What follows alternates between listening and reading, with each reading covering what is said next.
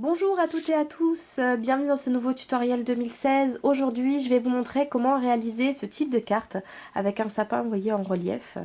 euh, Très simple à réaliser et pour lequel je vais vous proposer un fichier de découpe qui reprendra un sapin petit format et un sapin grand format, pardon, sachant que voilà, après il faudra que vous ajustiez ça en fonction des enveloppes que vous avez prévues, enfin du projet tel que vous le pensez, parce qu'il y aura besoin de quelques petits ajustements en général.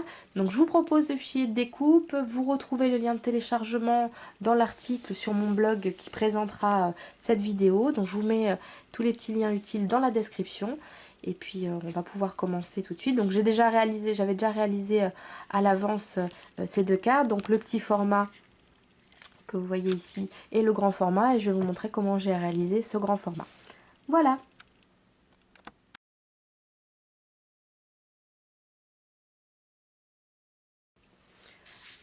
Alors, vous avez découpé les différents éléments qui sont nécessaires pour cette carte. Donc la base de carte, le rectangle principal, le papier à motif qui apparaîtra sous le sapin, et donc le fichier de découpe avec donc les petits chevrons qu'on va venir rabattre.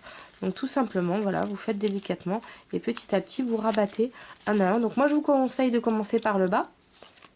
Ça vous serez moins embêté. Hop, et 1 sur 2 en fait, c'est un triangle sur 2 que vous rabattez en suivant le fichier de découpe. Vous avez des petits pointillés. Donc voilà, je vais faire ça jusqu'en haut. Voilà, donc maintenant que vous avez fait ça, vous insistez bien pour que les plis soient bien marqués. Donc doucement, parce que quand même les bandelettes de papier sont assez fines, ce serait dommage de déchirer et d'être obligé de recommencer la découpe. Vous insistez bien, sachant que même en appuyant bien, vous aurez quand même toujours cet effet de relief bien marqué quand même, hein. Donc, l'idée ça va être d'avoir le papier à motif qui va être en dessous, qu'on va voir apparaître par intermittence. Donc, vous allez venir décorer, donc enfin, coller plus précisément votre papier à motif à l'arrière de votre sapin à jouer. Alors moi, ce que je vous conseillerais également, c'est de venir mettre de la colle là sur les côtés, parce que mieux le sapin sera collé au papier dessous, plus l'effet relief sera sympa, parce que sinon le pliage aura tendance à faire décoller le papier. Donc je vous conseille de venir mettre de la colle, voilà, aussi le long de votre sapin en diagonale. Voilà, pour être sûr que ça adhère bien. Et ici pour que ce triangle là colle bien au papier, pour les mêmes raisons. Donc, hop, je viens positionner ça comme ceci. Voilà, donc après, peu importe si c'est pas hyper droit ou voilà, ça pose pas de problème, puisque les bords du papier de dessous n'apparaissent jamais. Donc maintenant, je reviens rajouter de la colle pour coller le tout sur le plus grand rectangle. Donc, ceci étant fait, je viens coller le tout sur ma base de carte. Voilà.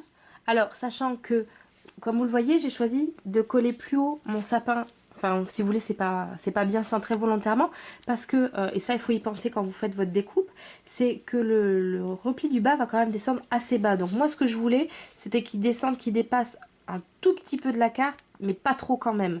Donc de sorte que ça se casse pas. Donc pensez-y quand même quand vous réalisez votre carte, c'est pour ça que je vous ai mis des fichiers de deux tailles.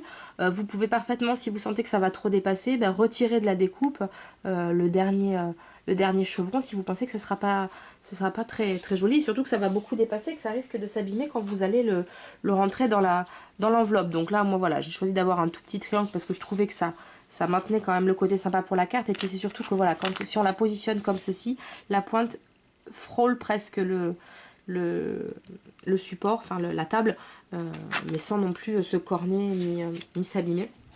Donc après c'est à vous de voir, mais voilà, pensez-y quand vous faites votre carte. Là, moi la mienne en tout, elle fait un peu moins de 20 cm et demi. Donc ce qui permet de rentrer quoi qu'il en soit dans une enveloppe, dans une longue enveloppe, puisqu'elles font je crois 21 et quelques à peu près en longueur. Enfin il y a de la marge même pour ma pointe. Voilà, c'est les seules choses auxquelles il faut penser avant de faire cette carte, qui comme vous le voyez est très rapide à réaliser. Donc maintenant moi je vais venir rajouter quelques petites décorations et on se retrouve juste après. Voilà, donc cette carte est maintenant terminée. Je l'ai décorée, donc comme vous le voyez, avec quelques petits flocons et quelques petits ronds pailletés. J'ai décoré l'intérieur tout simplement, voilà, en ajoutant un encart blanc pour écrire et en remettant un flocon identique à ceux qui sont sur le devant, voilà, parce que je voulais que cette carte soit quand même assez classique et plutôt sobre, donc je voulais pas trop en rajouter. Donc voilà, décaler un petit peu le papier central, c'était une façon d'avoir une présentation un petit peu différente. Voilà, donc cette carte est terminée. J'espère qu'elle vous a plu. Donc pour le fichier de découpe, voilà, c'est une base. Après, vous travaillez celui-ci en fonction des besoins qui seront les vôtres. Voilà, j'espère que tout cela vous a plu. Je vous dis à très vite. Allez, bye bye.